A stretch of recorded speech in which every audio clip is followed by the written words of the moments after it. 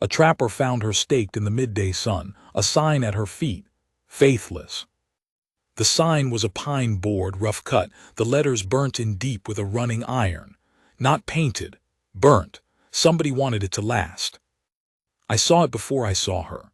That's how flat the ground was out there, how hard the noon glare came off the alkali. A dark shape standing upright in all that white nothing, and I thought, fence post. Lost surveyor's stake. I was half a mile out still, moving slow because Cutter had thrown a shoe that morning and I was walking him careful on the hardpan, so I had time to look. And the longer I looked, the less it seemed like a fence post, on account of there being no fence, no other posts, no road, nothing out in that flat for 30 miles in any direction except me and this dark shape, and the sky sitting on top of everything like a lid. I kept walking.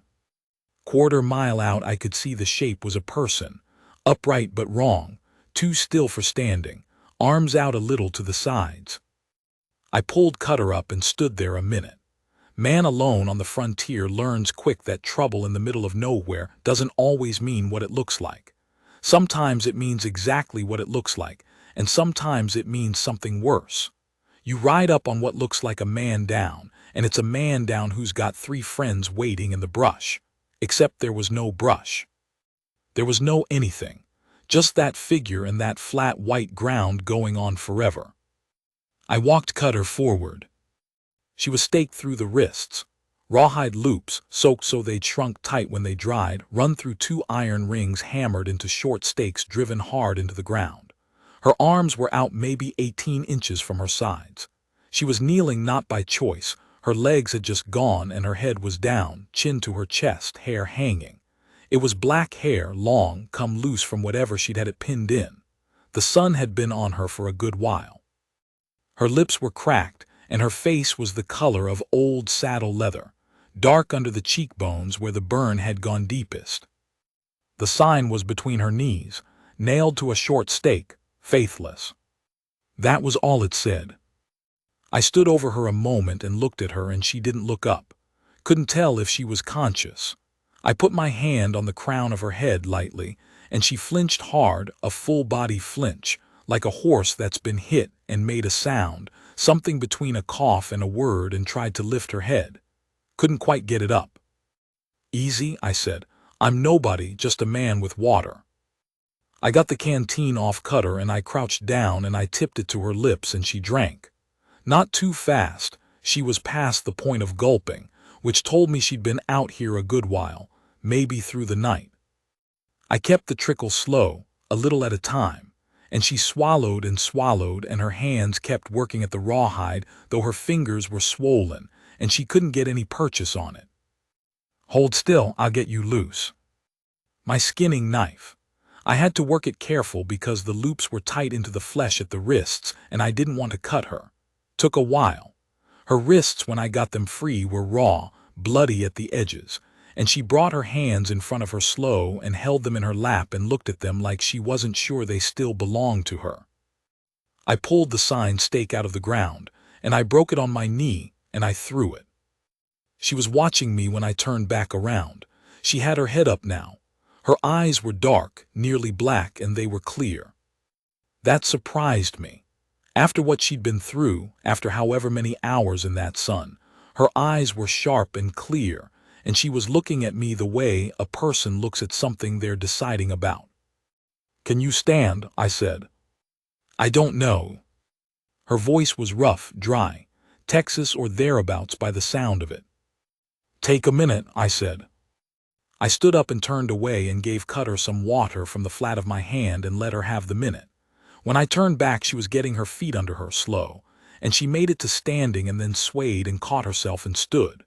Her dress, it had been a good dress once, dark blue, good wool, was wrecked, dusty, torn at the hem where she'd been fighting the stakes. She was not a small woman. Tall, broad in the shoulder. Maybe 40, maybe less. Hard to tell. She had a jaw on her. "Who did this?" I said, not because it was my business, just a thing a man says. She was quiet a moment, looking at the flat horizon. "Men who thought it was their right," she said.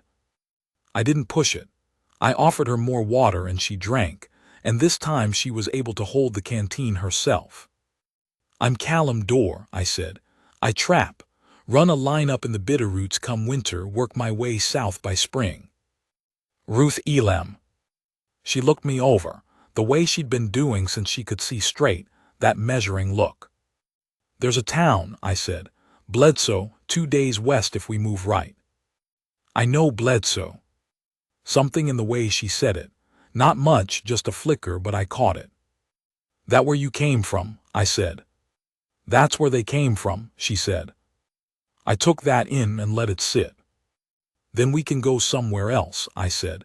"Don't much matter to me. I've got supplies for a week. Camp tonight, head out in the morning and pick a direction." She looked at me again with that clear, direct look, and I met it and didn't glance off. "Why?" she said. "Why what? Why would you do that?" "Because it's the right thing," I said. "Because that's a pine board with a lie burnt into it and I pulled it out of the ground and broke it, and as far as I'm concerned that's where it ends." She was quiet, then she said, "I've got nothing to pay you with." "Didn't ask you to." She nodded once small like a thing settled, and that was all. We didn't shake hands. She just turned and looked at Cutter and said, "He's sound on the left side. I can walk on the right." "He threw a shoe this morning," I said. "I was going easy." "Then I'll walk the left and you walk the right." And that was how it started. I want to say something about what it is to be alone for a long time. Not lonely, that's a different thing. Loneliness is an ache, a wanting. I'm talking about being alone so long that you forget it's a state. You just think it's the shape of the world. You don't miss the fire of two people talking because you can't quite remember anymore what it felt like to have it. You know you had it once. A wife, a house, meals at a table. Mine was a long time gone. 22 years since Margaret. And in those 22 years I had been alone so long and so thoroughly that alone had just become the texture of every day. Wake alone, walk alone, make camp alone, go to sleep alone, and the whole thing unremarkable, like weather, like the color of the dirt. So I wasn't pining for company when I found Ruth Elam. I wasn't looking for anything. But I'll tell you, walking alongside her that first afternoon, something happened that I can't quite name. Not attraction, not yet. She was half dead and I was focused on getting her fed and moving and watching her color come back. Not conversation either, because we were mostly quiet. But she was there, and I could hear her breathing, and Cutter was between us and her hand was on his neck, and something that had been very flat and very still inside me started to move again, very slow, like water under ice in late February. We made camp where the alkali gave way to a little scrub cedar and a fold in the ground that would hold a fire without advertising it. I had rabbit from 2 days before, dried hard and biscuit, and I made coffee and she sat across the fire from me and we ate. She ate steadily, no rush, looking at the fire. "You live in Bledsoe," I said eventually. "Lived. Longed. 4 years, ran the dry goods store. My husband opened it. He died the second winter. And then I ran it. Ran it better than he did, if you want the truth of it. He was a decent man, but not much of a businessman." She paused. There were men in that town who thought a widow running a store was a thing that needed correcting. Thought I ought to sell and move along to somewhere more appropriate for a woman on her own. "And you didn't." "I did not." I poured more coffee. "Who was it?" I said. "The men who did this?" She turned her cup in her hands. "Does it matter to you? Are you going to go after them?" "I might." She looked at me across the fire and that look was back, that measuring thing. "You do that for a woman you met this morning in the desert." "I'd do it for anybody," I said. "Man or woman, you don't stake a person in the sun. That's not civilization, that's not law, that's not anything except the worst of what men can be." I looked at her. "And I've seen a lot of what men can be." "So have I," she said, quiet, flat. She told me then. Not in a rush, not with emotion, matter of fact. The way a woman tells a thing she's told herself so many times it's worn smooth. 3 men. Leading them, one Aldous Peck, who'd made her 3 offers to buy the store and been refused 3 times, and who had taken personal insult from those refusals in the way that small men take personal insult from not getting what they want. The other 2 were Peck's hired men, brothers named Crail, whose work in Bledsoe was to be large and willing and present whenever Peck needed something done. They'd come for her at night 2 weeks back, taken her out of her house and ridden 4 days into the desert, into Peck's desert, his range, so far out that nobody would be looking, and staked her down, put the sign between her knees and ridden away. "They meant to kill you," I said. "Yes. And the sign was so that if anyone found you they'd keep riding." "Yes." Nobody believed it, I hope, the faithless business. She looked at the fire. Some did, some wanted to, easier than standing up to Aldous Peck. "I thought about that for a while. We'll need to go somewhere you've got people," I said, "somewhere they can't reach. I have a sister, Harlan, over in the hill country, but it's 12 days' ride." She looked up. "You said it didn't matter to you where we went." "Doesn't. That's a long way to ask you to walk beside me." "I wasn't walking toward anything in particular," I said. 12 days is 12 days. She was quiet a moment. Then, "I don't know what to make of you, Mr. Dorr." "Nothing to make," I said. "Go to sleep, I'll take first watch." She looked at me just a beat longer than necessary, and then lay down with her saddle blanket pulled up, and I poked the fire down and sat with my back to a cedar and listened to the dark. Second day she started talking more, not about the Peck business, other things. The store, what she'd stocked, the particular science of ordering from the suppliers out of St. Louis, how you had to know the seasons 2 months ahead of the people buying, because what a homestead woman needs in January she orders in November, and if you don't have it in November she goes elsewhere and she doesn't forget. Ruth had learned that. She'd learned a lot of things that the previous owner, her husband, God rest him, had not known. She was not a bitter woman. That surprised me, considering what had been done to her had not made her bitter, it had made her precise. There was a difference between anger and bitterness. Anger still faces out. Bitterness turns inward and curdles. She was angry when she let herself be, but mostly she was just clear-eyed and direct, and about as given to self-pity as a well-made knife. She asked me about trapping. I told her. The Bitterroots, the winters, the territory, how to read a stream for beaver sign, how the weather talks to you if you learn to listen, the way a mountain can change face in an afternoon. She asked good questions. Not polite questions, actual questions, specific, that showed she was listening and thinking and wanted to understand a thing, not just be seen to be interested in it. I liked that. Third day we came down into better country, some grass, a creek, cottonwoods. I shot a grouse and Ruth dressed it with a skill that told me she hadn't always lived in a town. I asked her. She said she'd grown up on a ranch in the Texas Panhandle, her father's place, that she'd known a horse and a skinning knife before she'd known a classroom, and that the dry goods business had been her husband's idea, not hers, though she'd taken to it better than she'd expected. "What happened to your ranch?" I said. She was cutting the grouse with clean strokes. "Drought, then creditors, then a bad year with cattle," she said. "Then my father, he didn't die, just he got old and mean and small. The way hard men sometimes do when the hard world stops needing them." She paused, looked at the creek. "I left before that finished." I understood that without having to say so. I'd watched my own father do the same thing, and I'd gotten out ahead of it. She handed me half the grouse and we ate by the creek, and Cutter grazed, and the cottonwood leaves moved in the warm afternoon, and neither of us said much for a while. It was not an uncomfortable quiet. It was the quiet of 2 people who didn't need to fill silence. I need to say something about Cutter, because Cutter was the one who showed me what I wasn't yet paying enough attention to. Horses have an instinct. I don't mean the scared of a sudden movement thing. I mean a real instinct for people, for who they are. A good horse will tell you things about a stranger that a man's face won't. Cutter had been my horse for 11 years.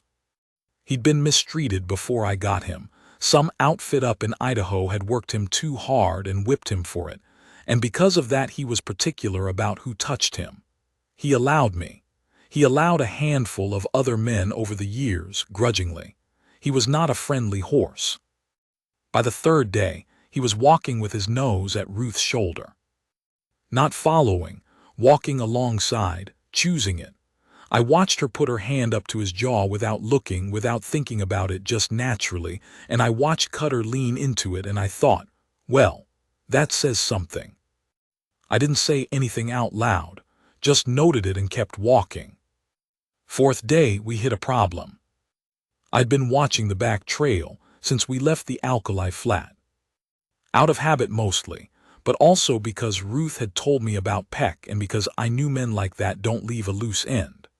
They'd ridden away thinking she was as good as dead, but if they'd gone back to check, or sent someone to check, and found the stakes pulled and the sign broken and the woman gone, Peck would not shrug and let it alone. 4 riders, coming up from the south, moving at a trot, which meant they knew where they were going or thought they did. I pulled Ruth into a wash, a dry gulch that cut down 10 feet from the flat ground, and I held Cutter still and quiet, and we crouched low and waited while the riders came on. They passed about 200 yards east, 3 men and a wagon. Not Peck's people, a family, a settler moving north with everything they owned piled in that wagon. One of the boys on horseback, maybe 16, sitting a big roan like he'd grown out of it. Ruth let out a breath she'd been holding. I stayed up on the lip of the wash watching the family until they were gone from sight. You thought it was them, she said, not a question. I didn't know what it was, I said, didn't want to find out the wrong way. She was quiet a moment, then, do you think they'll come? Yes, I said. I don't know when, but a man like Peck, who staked a woman in the desert because she wouldn't sell him her store, that's a man who doesn't leave things unfinished. Especially if he's heard by now that someone found her. He won't know it was you. He'll know it was somebody, and he'll want to know who. I looked at her. She was looking at the horizon where the family's wagon had gone, just a dust smear now in the afternoon sun. We keep moving, she said. We keep moving, I agreed. Something happened that night that I have thought about many times since. We'd made camp in a stand of pine, up on a low ridge where I could see the country around us. Good camp. Defensible, relatively. I'd got a small fire going, no more than what was needed for cooking, and we killed it early, and we'd eaten, and she'd gone to her side of the camp and I was on mine, which was by the horses. I woke at some point in the night.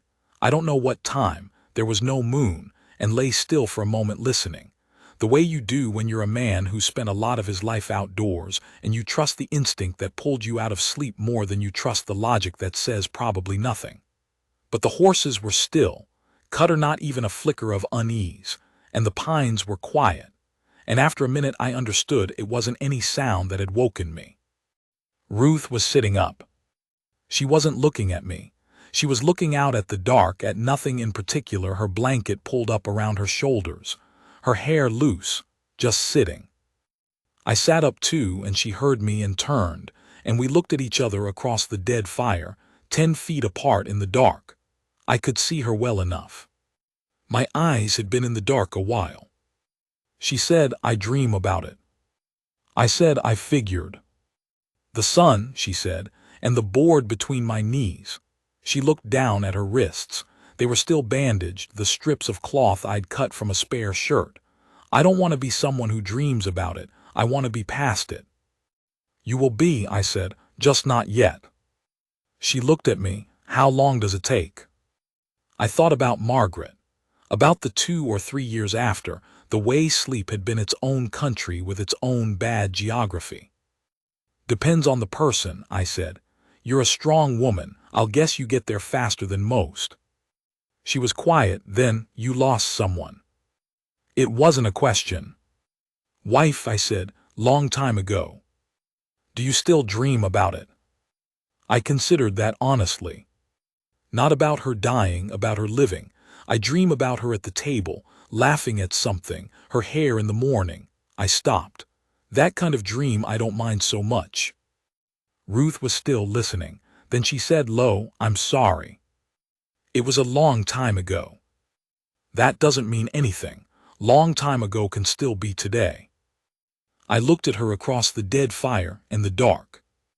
You're right, I said, it can. We stayed like that for a while, not talking. Eventually she lay back down and I lay back down, and I listened to her breathing go quiet and slow, and Cutter shifted his weight and settled, and I watched the stars through the pine branches for a long time. On the 6th day, she asked me to teach her to shoot. She had no gun. She'd had one at the house, she said, a small revolver she'd kept under the counter, but Peck's men had taken it. She said she didn't intend to be without again. I had a rifle and a sidearm.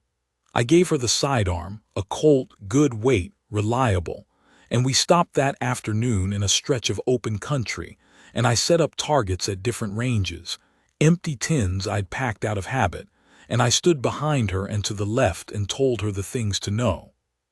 She was not a natural shot.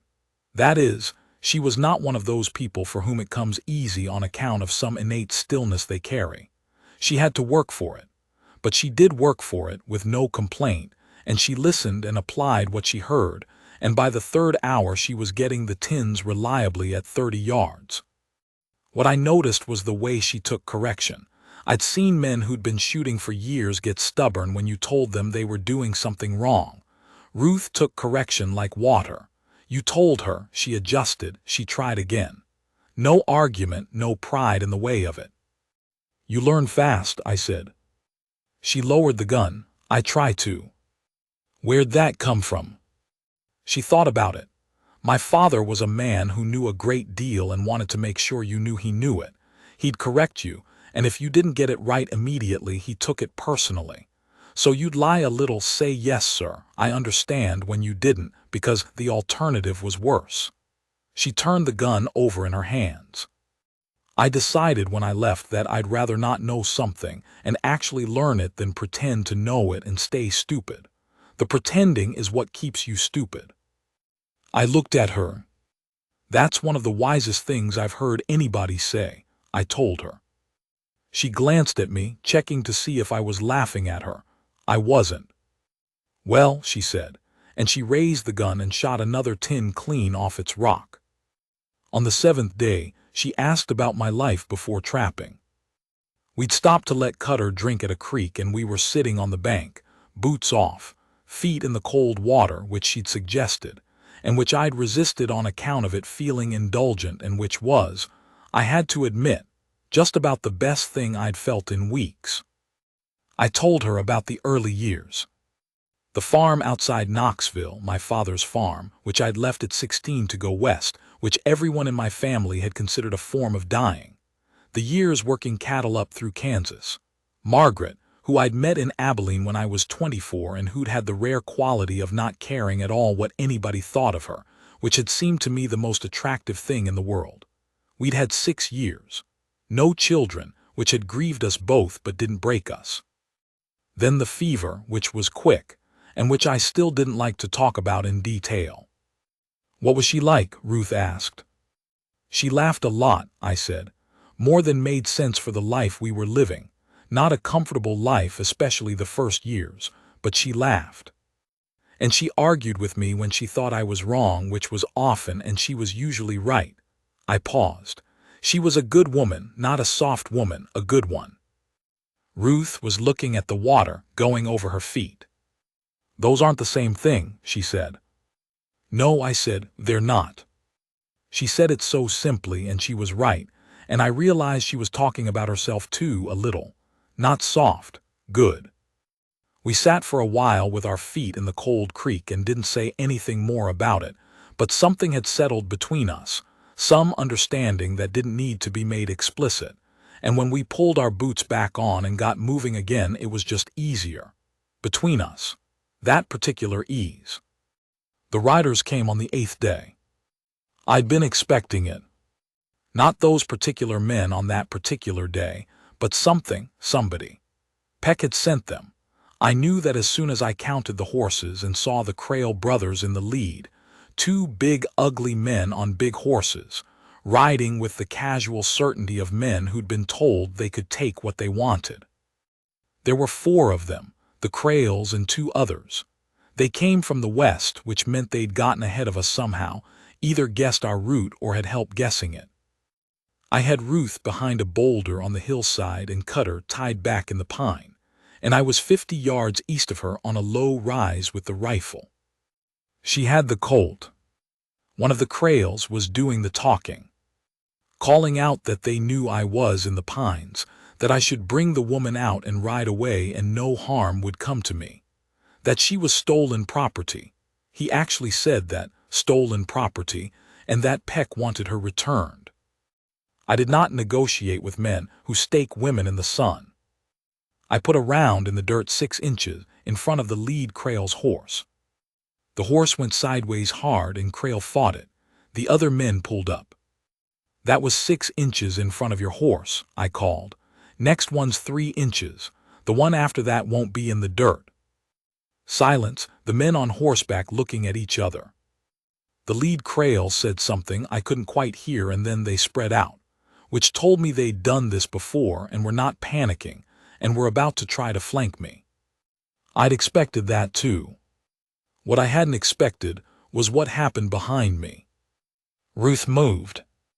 I heard it, a crack of something, a body moving fast in brush, and I half turned and then brought back around because the riders were moving now, 2 of them pushing for the pines from the east. I put a shot over the lead one's head and he pulled up and I jacked another round and looked left and Ruth was not behind her boulder. She was 30 yards to my left, on the slope, higher than me, and she had the Colt in both hands, and she was shooting at the 2 men who'd circled around to the west. The ones I hadn't been watching, the ones whose job it had been to come in behind me while the Crails kept my attention forward. She hit one of them, I heard him yell. Don't know where she hit him, not fatally, but enough to put him off his horse, and the other man, seeing his partner down, made a different calculation about how this was going to go and turned his horse and got out. The Crails looked at their man in the dirt and at the one riding away and at me on the rise with the rifle, and they made the same calculation. They left. It wasn't over. I knew it wasn't over. Peck would send more or come himself, or we'd have to deal with it eventually on different ground, but for today it was over. I stood on the rise with the rifle and watched them go until they were nothing but dust in the west. Then I turned around. Ruth was walking down the slope toward me, the Colt at her side, her jaw set, her eyes clear. You moved, I said. They were going around you, she said. I could see it from where I was. You could have been shot. I know. She stopped in front of me and looked up at me and she was shaking slightly, the way your body shakes after the fear comes through it, and her eyes were bright and steady and she didn't look away. You all right? I said. Yes. I looked at her for a moment. Then I put my hand on her shoulder just briefly, and she put her hand over mine and held it there for a moment, her fingers over my knuckles, and the shaking slowed, and she let out a breath. Good shooting, I said. She said, you taught me. We moved fast the rest of that day and into the evening and didn't make camp until it was near dark, and we were well off any line those riders could follow. I dressed her hands again. She'd scraped them coming down the slope, and made coffee, and we ate dried meat, and she was quiet but not withdrawn, just thinking. Eventually she said, he'll try again. Yes, I said. He's that kind of man. He is. Then we'll have to settle it. I looked at her across the fire. What do you mean by settle it? I said. I mean go back, she said. Not to Bledsoe, back to him. Take the fight to him on ground I choose instead of waiting for him to pick his moment. I was quiet for a bit. That's not generally what a woman in your position is advised to do, I said. I know, they're generally advised to run. I've been running for 8 days. I'm tired of the shape of it. She looked at me steadily. And I still own that store. He doesn't have the deed. The deed's at the land office in Ridgecrest, registered in my name. Aldous Peck can't take it from me legally, and he knows it, which is why he tried to take it from me the other way. She set her cup down. If I run to Harlan's or anywhere else, I have nothing. If I go back and stand my ground and he tries anything in front of witnesses, it's him who swings. I looked at her. She said, I know it's asking more of you than I have any right to ask. You're not asking, I said.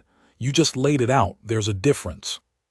Well then, she said, I'm laying it out. You can say no. I thought about it honestly. Going back was harder, more dangerous, more complicated. Going to Harlan's was 12 days of safe riding. I could get her there and be on my way north in 3 weeks, and the whole thing would be something I'd happened upon and done the right thing by and moved on from. And my life would go back to what it had been, which was very quiet and organized, and every day the same. I thought about the quiet and the same, about 22 years of it. When were you thinking? I said. She held my eyes. Something moved in hers just briefly, something that wasn't just strategy. 3 days, she said. He's not expecting us to come back. He's expecting us to run. 3 days to rest up and get cut or shot and get back before he reorganizes. Ridgecrest, how far? Day and a half. We go to Ridgecrest first, I said. We get you a copy of that deed, have it witnessed and stamped. Then we go to Bledsoe. She looked at me for a long moment. All right, she said. And we go to the sheriff first, I said, before Peck knows we're in town, whatever the sheriff is. He's not much, Earl Dobbs. He's not corrupt, just not forceful. He doesn't have to be forceful, I said. He just has to be present. She nodded. I poked the fire. You should sleep, I said. I will. But she didn't move right away. She was looking at the fire, her hands around the cup, and I could see her turning something over in her mind. Mr. Dorr, she said finally. Callum. Callum, she said at once, getting used to it. Why did you stay after you found me? You could have taken me to Bledsoe and left me there. Could have taken me to the nearest town and handed me to whoever and ridden on. Why are you still here? I thought about how to answer that honestly. Because you're the kind of person worth staying for, I said. Because what was done to you was wrong in the bone, and I've never been able to walk away from something wrong in the bone. It's a flaw in my character. And because I stopped and then went on because I decided a long time ago not to be dishonest about simple things. Because I haven't wanted to be somewhere this much in a very long time, even with people trying to shoot us.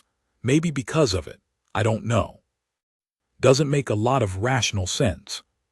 She was looking at me, the fire on her face, her eyes dark. No, she said quietly. It doesn't. She looked at me a moment longer, and then she lay down on her side, her back to the fire, and I sat by the coals for another hour listening to the dark. Ridgecrest was a real town. 3 streets, a proper land office with glass in the windows, a hotel with sheets, a livery where I finally got cut or shod properly. We came in the afternoon of the 2nd day after the fight on the slope, trail dirty and road quiet, and I took Cutter to the livery and Ruth went to the land office, and when I found her an hour later, she was standing on the boardwalk with a paper in her hand, folded and creased, and she held it up without saying anything. The deed, her name in good ink, witnessed and stamped. I said, let's get a meal. We ate at the hotel restaurant, a real meal, plates and everything, and it was strange to be inside, strange to sit across a table from a person in a chair, strange to have walls around me. I'd gotten used to the open. I watched Ruth across the table and she had her hair up and her face was still sun-darkened and the bandages were off her wrists, just the faint red rings showing. She looked like what she was, a woman who'd been through something and was still standing. She caught me looking and I didn't look away. What are you thinking? She asked. That you look like a person who's been through something and is still standing, I said. She considered that. That's a decent way to look, she said. Yes, I said. It is. We didn't talk about what was ahead of us, we just ate. After dinner, I walked her back to the hotel, and we stood in the hallway in front of her door, and the lamp on the wall threw a warm light that made everything look a little softer than it was. She turned to face me at the door. I want to say something, she said. All right. I don't take on obligations lightly, she said, and I don't let myself need people easily. I've been on my own a long time, and I've learned to run my own life and not lean on anyone who isn't steady. She stopped. You're steady. You're the most steady person I've been around in a very long time, and I don't mean just in the practical sense. I mean, she stopped again, finding it. I mean the way you are, the way you handle things. The way you said you'd come to Bledsoe with me without any hand-wringing about it. The way you sat up that night by the fire. You're steady all the way through. I was quiet for a moment. Thank you, I said. That means something. I know it does, she said, which is why I said it. She held my eyes for a beat, and then she opened the door and went inside, and I stood in the hallway for a moment longer before I went to my own room. I lay there in the bed, a real bed, which should have been more comfortable than the ground and somehow wasn't, or not yet, and I looked at the ceiling and I thought about steady. I had been called a lot of things in my life. Reliable was one, quiet was one, hard was one. I didn't argue with hard, but steady. I liked that. I turned it over and I liked the shape of it, the way she'd said it. Not like a compliment exactly, more like a fact. This is what I've observed. You're steady all the way through. I slept well, for the first time in 10 days. We went back. I want to say we planned it down to the last detail, but that's not what it was. It was a straightforward thing. We rode into Bledsoe on a Tuesday morning, dusty and unhurried, and we went straight to the sheriff's office, which we'd decided on. And I went inside with Ruth, and she put the deed on Earl Dobbs's desk and told him what had happened, all of it, starting with the first night Peck's men had come for her, and ending with the slope and the rider who'd gone off his horse. Dobbs was a plain man about 50, with a face like a closed fist. He listened, he looked at the deed, he looked at Ruth's wrists. Those healed-up rings are from the rawhide, he said. Yes, she said. He looked at me. You found her. On the alkali flat out past the Peck Range, I said, 8 days ago. And the men on the slope, you see their faces. The Crail brothers, Ruth said. I've known them for 4 years, I know their faces. Dobbs sat back. He tapped the desk with one finger slow. You understand what you're asking me to do, he said. Aldous Peck is the biggest landowner in the county. I understand, Ruth said. I'm not asking you to do anything except accompany me to my store, which I own, the deed of which you're looking at, and stand as a witness that I am reclaiming it. Anything Peck does after that is on him, and in your jurisdiction. Dobbs looked at the deed again, long. All right, he said. The store was locked. Ruth had a key she'd kept on her person through everything. She'd sewn it into the hem of her dress years ago, she told me, against exactly this kind of trouble.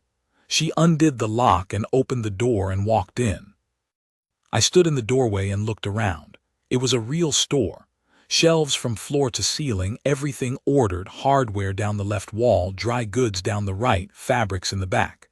Dust everywhere now and some disarray from where Peck's people had been through it, cans knocked over, a bolt of cloth on the floor. But mostly it was intact. Her life's work in this room. You could feel that. The particularity of it, every item placed by her hand, every shelf organized by her logic.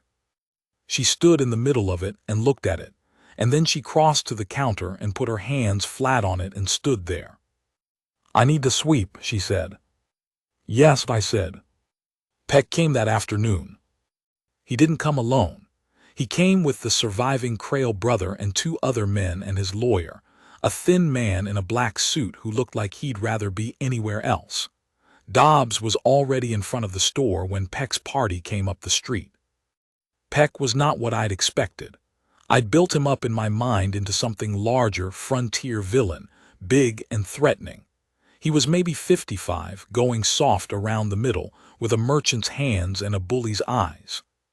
The kind of man who'd spent his whole life finding out that money could get him what force and character hadn't. He looked at Dobbs, he looked at me, he looked at the open store behind us. "That woman is trespassing," he said. "She's not," Dobbs said. "I've seen the deed." "That deed was transferred." "No transfer on record at the Ridgecrest Land Office," Ruth said. She'd come out to the doorway behind me. I stepped to the side so she could be seen. She stood in the doorway of her store with her arms crossed and looked at Aldous Peck with the clearest, steadiest eyes I have ever seen on a human being. "You staked me in the desert," she said, with a sign that said Faithless. "In front of these men and the sheriff of this county and whatever other witnesses care to walk over and listen, I am telling you that you did that, and that I have a man who found me and who will swear to it, and that I still own this store and will be open for business tomorrow morning, and that if you come near it or near me again, I will have you arrested and tried for attempted murder," which is what it was. The lawyer was already leaning toward Peck, saying something in his ear. Peck's face had gone the color of old clay. Dobbs put his thumbs in his belt and looked at Peck with no expression in particular. "I take the advice your lawyer's giving you," Dobbs said. Peck looked at me, man to man. Whatever calculation he was making, it ended somewhere uncomfortable for him.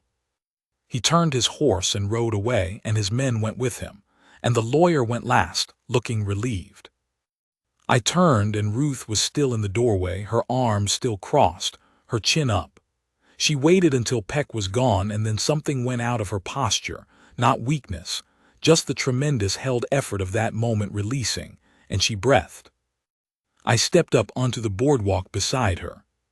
She turned and looked at me. "That's done," she said. "That's done," I said. And then she put her arms around me. Not tentative, not the polite way, fully, her face against my jaw, her arms around my ribs, and she held on. And I put my arms around her, and we stood like that in the doorway of her store on the main street of Bledsoe with whoever was watching. And I felt the solidity of her, the realness of it, and underneath my hands her breathing, and I thought, this is real. This is the most real thing I have been next to in 22 years. She pulled back after a moment, not embarrassed, just clear. "Stay," she said. Just that one word. "For how long?" I said. She looked at me. "I don't know, for a while, see how it goes." She paused. "I have a spare room. Proper wages if you want them for whatever work needs doing. I'm not asking you to stay for, I just mean," she stopped. "There's this whole business of what I think I feel that I haven't had cause to think about in a long time, and I don't want to say it the wrong way." "You're saying it fine," I said. "Am I?" "Yes." She looked at me for a moment with those clear dark eyes. "I made a terrible first impression," she said, "kneeling in the desert with my wrists staked to the ground." "I thought you were a fence post," I said. She laughed. It was the first time I'd heard her laugh fully, and it was a good sound, not small or polite, a real laugh, and it changed her whole face. "Stay," she said again, when she was done laughing. I stayed. That's not the end of the story, because stories don't end. They just get to a place where the thing you need to say has been said, and the thing that needed doing has been done, and what's left over is just life, which goes on, which is its own reward. Peck did not bother us again. His lawyer had clearly explained things to him in sufficient detail. He sold his land 2 years later and moved to Denver, which was far enough. The Crail brother who'd ridden away from the slope never came back to the county. The one Ruth had shot recovered, which I was glad of. She was glad of it too, though she never regretted it. The store opened that Wednesday. I swept and she organized, and we carried the bolts of cloth up off the floor and set the tins back in their rows, and it was, I have to tell you, about as satisfying a day's work as I've ever done. Not for the work itself, but for standing in that clean-swept room in the late afternoon, the light coming low and gold through the windows, and seeing Ruth at the counter writing up an order form, her hair up, her face still a little sun-dark, her wrists bearing those faint rings that would fade over time. She looked up and caught me looking. "What?" she said. "Nothing," I said, "just looking." She held my eyes for a moment, then went back to her order form. "I miss the mountains sometimes. I still do. Miss the bitterroots and the cold mornings and the silence of a high place. But I'm a man who can find something worthwhile in a lot of kinds of country, and Bledsoe turned out to be its own kind of country. One where a woman I respected went about her business with her head up in her store full of ordered goods and her deed in a lockbox under the counter, and where sometimes at evening she'd stop what she was doing and put her hand on my arm when she walked past me, just lightly, just briefly, the way a person touches something to make sure it's still there. That's how she chose me, not in a speech, not in a declaration, in the touching to make sure, the small dailiness of it, which is the realest kind.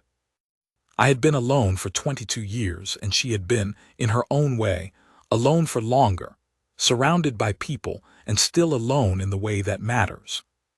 And then we were not. I keep the pine board, the faithless board. I broke the stake and threw it, but I kept the board. Kept it in the shed out behind the store, face down for a long time, and one day Ruth went out to the shed for something and found it and came back in and put it on the counter and looked at me. "You kept it," she said. "Yes," I said. "Why?" I thought about that. Because it's a lie and I want to know what a lie looks like, so I can remember the difference. She looked at it for a long moment. Then she turned it face down again and slid it off the counter and put it back in the shed. When she came back in, she looked at me with those clear dark eyes and she said, "All right." That was all. But that was enough.